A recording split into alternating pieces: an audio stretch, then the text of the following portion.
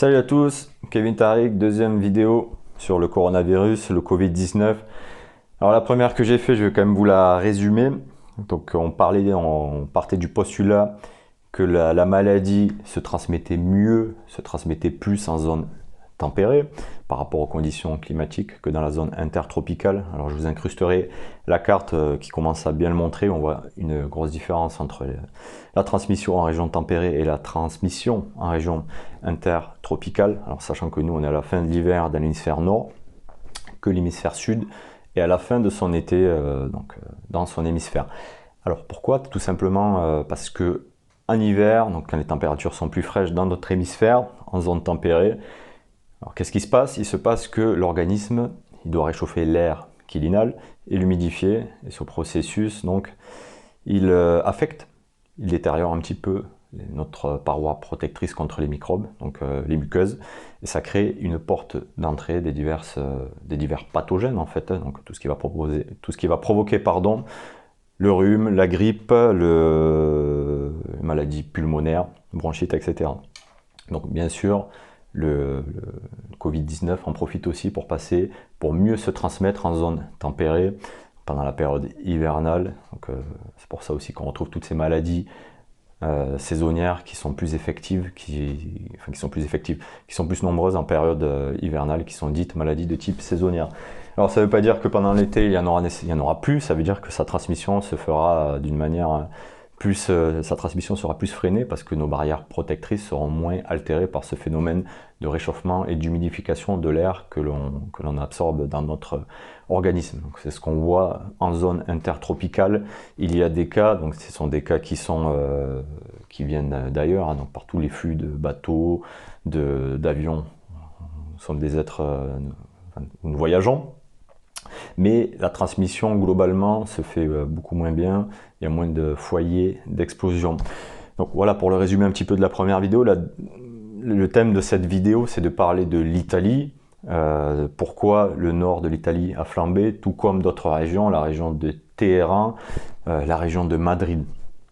Donc différentes personnes, dont une en particulier, il y a plus d'un mois de cela, c'est M. Frédéric Delavier, qui est anatomiste, mais qui est un grand observateur, avait émis le postulat que les zones polluées, donc polluées, quand on parle de pollution, il faut être précis, aux particules fines, c'était aussi les zones où on observait des explosions de Covid-19.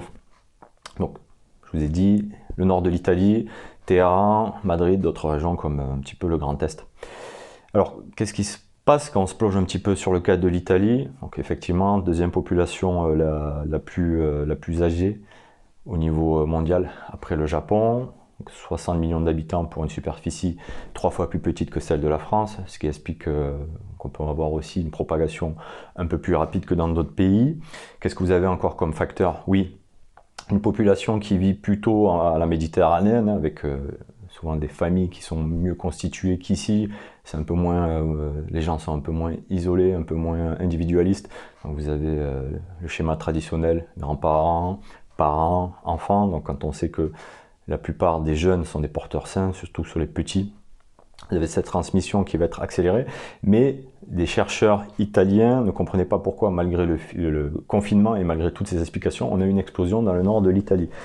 Alors qu'est-ce qui se passe dans le nord de l'Italie? On est sur la plaine du Pô, donc, qui est une zone géographique et climatique un petit peu spéciale. Donc déjà c'est une cuvette, c'est une sorte de vallée.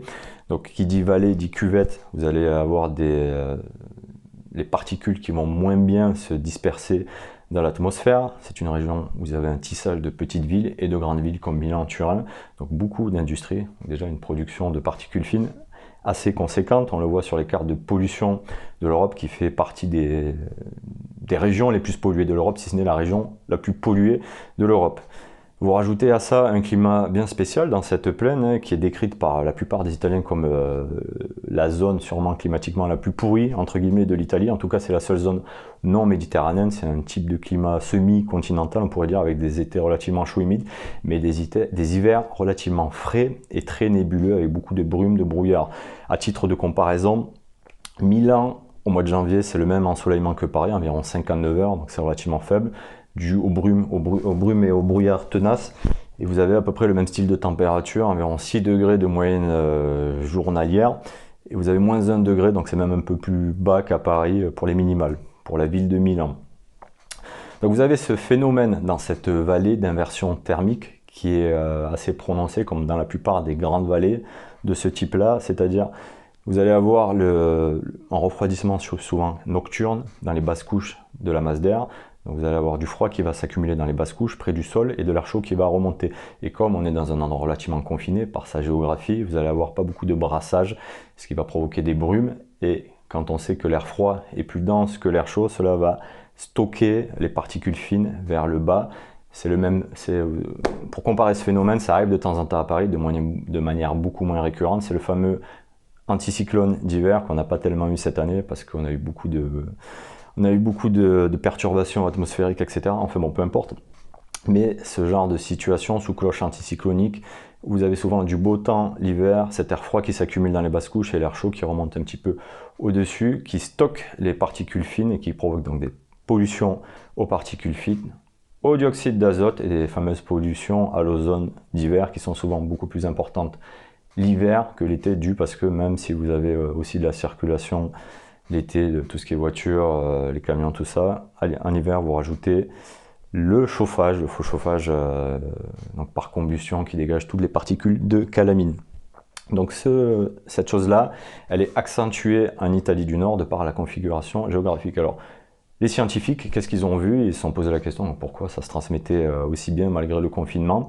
Ils se sont aperçus que au moment de l'explosion des cas en Italie, 2 semaines avant, il y avait eu un pic de pollution donc, aux particules fines dans cette région du nord de l'Italie et que le virus, donc on a découvert qu'il survivait quelques heures dans l'air, et ce virus, même s'il n'est pas viral dans le sens, on ne le considère pas comme un virus qui se propage dans l'air, mais il a cette faculté de se fixer sur ces particules fines, donc on parle de virus aéroporté, et cela expliquerait, en tout cas en partie, en grande partie, l'explosion de cas en Italie. C'est la même chose dans la région de Madrid, qui est une ville d'altitude, à 600 mètres d'altitude environ, une sorte de cuvette.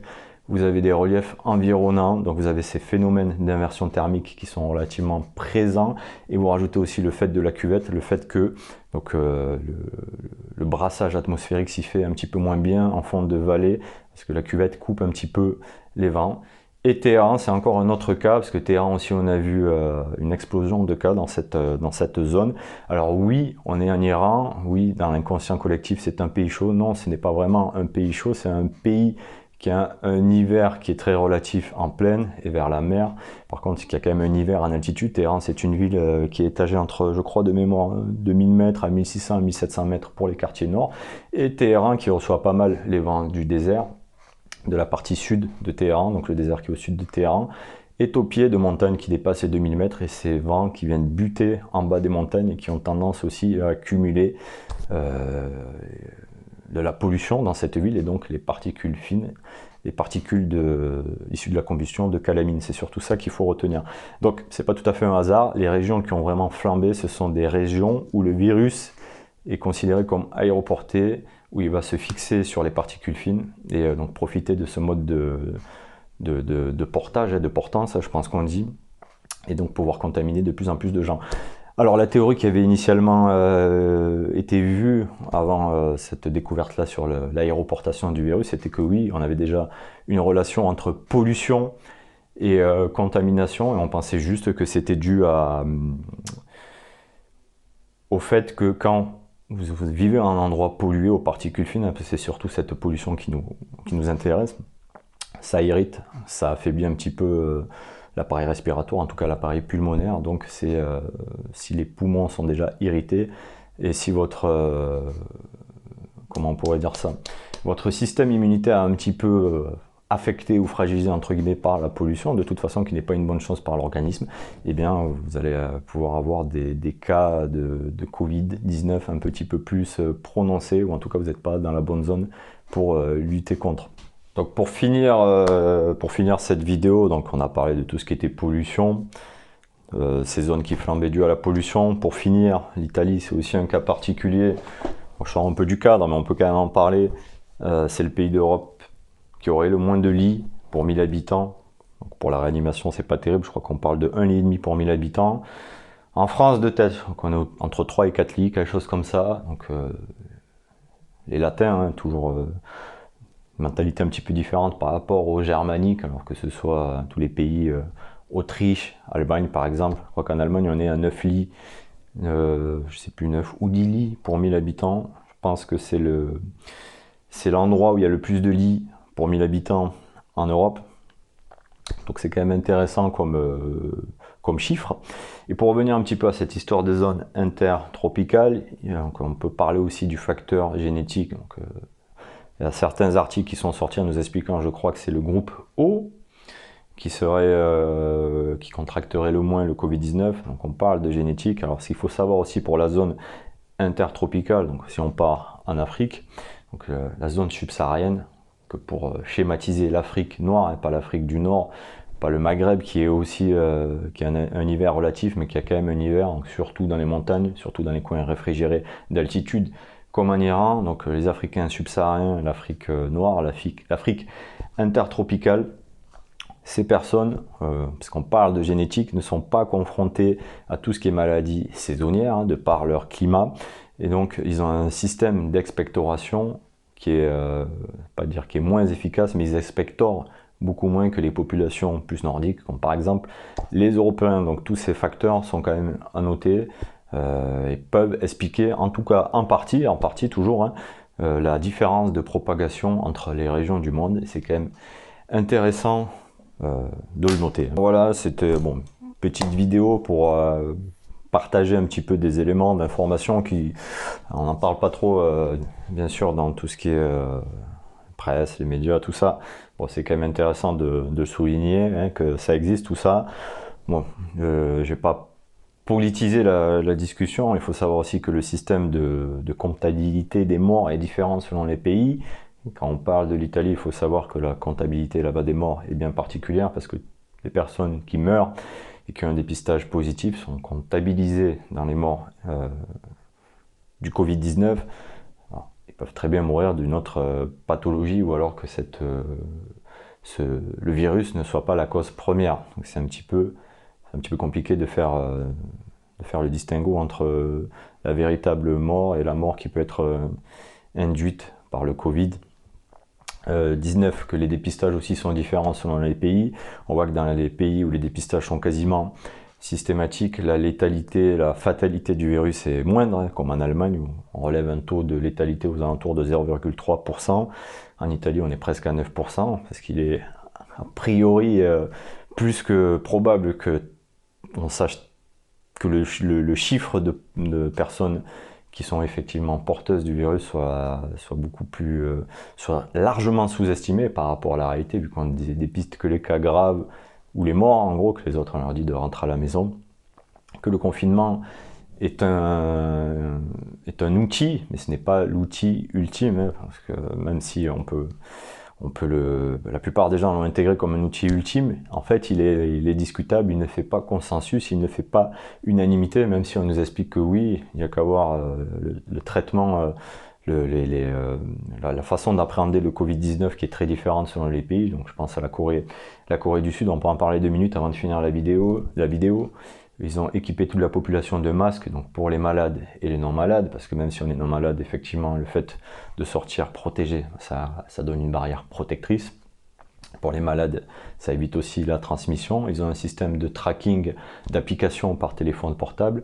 Une fois que vous êtes dépisté positif, comme on a un dépistage massif de toute la population, on retrace le passage de cette personne-là et on peut de suite, par rapport à ce système de tracking, contacter les autres personnes. Un système de prise de température dans tous les lieux publics, à l'entrée d'une aérogare, d'un endroit pour aller faire les courses alimentaires, etc. etc. Donc une autre stratégie. L'Allemagne aussi, me semble-t-il, hein, n'a pas adopté un confinement, en tout cas pas un confinement aussi prononcé qu'ici. La Chine ne l'a pas fait non plus, on nous a beaucoup parlé de ce confinement en Chine, mais ça a été...